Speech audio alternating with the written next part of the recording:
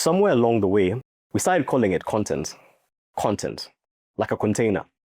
Like something you fill up and move along. But the world doesn't call it content. The world calls it Afrobeats, and Nollywood, and Nairobi Fashion Week, and East African storytelling, and South African Amapiano. It streams it, it samples it sells it, it builds entire brand campaigns around it.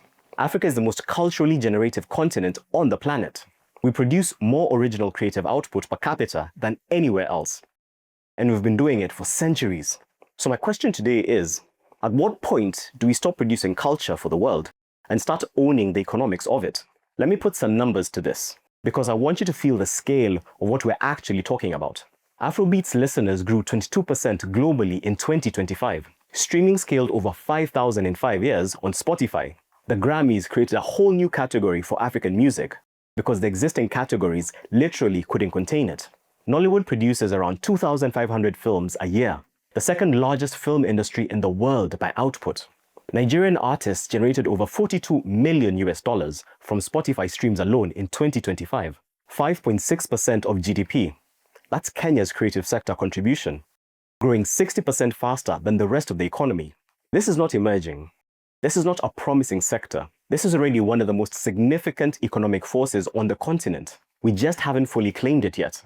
So if the culture is this powerful, if the numbers are this clear, why is the conversation about African creative people still so often about access, about opportunity, about recognition? Because producing culture is different from owning the economics of it. The brands that sample African rhythms without licensing agreements, the platforms that distribute African content without meaningful revenue sharing, the production houses that commission African storytellers at rates that don't reflect the value of what they're creating. These are not accidental oversights. They're the result of an infrastructure gap, a gap in rights management, in legal protection, in verified creative identity, in collective negotiating power. South Africa accounts for 78% of sub-Saharan Africa's formal recorded music revenue. Not because South African music is 78% of the output, because South Africa has better systems for capturing what the music is worth. Systems can be built. That's the whole point. Here's what I believe. The next phase of Africa's and Kenya's creative economy is not about individual creators breaking through.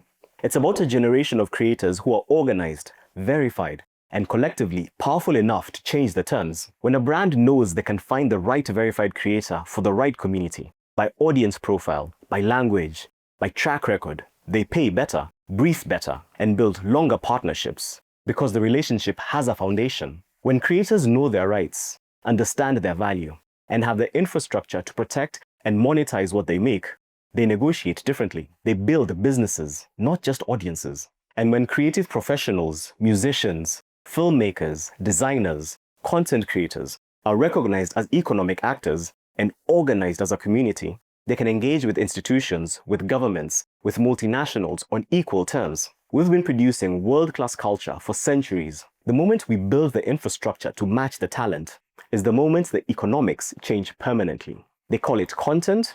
Call it what it is. It's culture. It's identity. It's the most renewable resource on the continent of 1.4 billion people. And it's worth building for, properly, deliberately, at scale.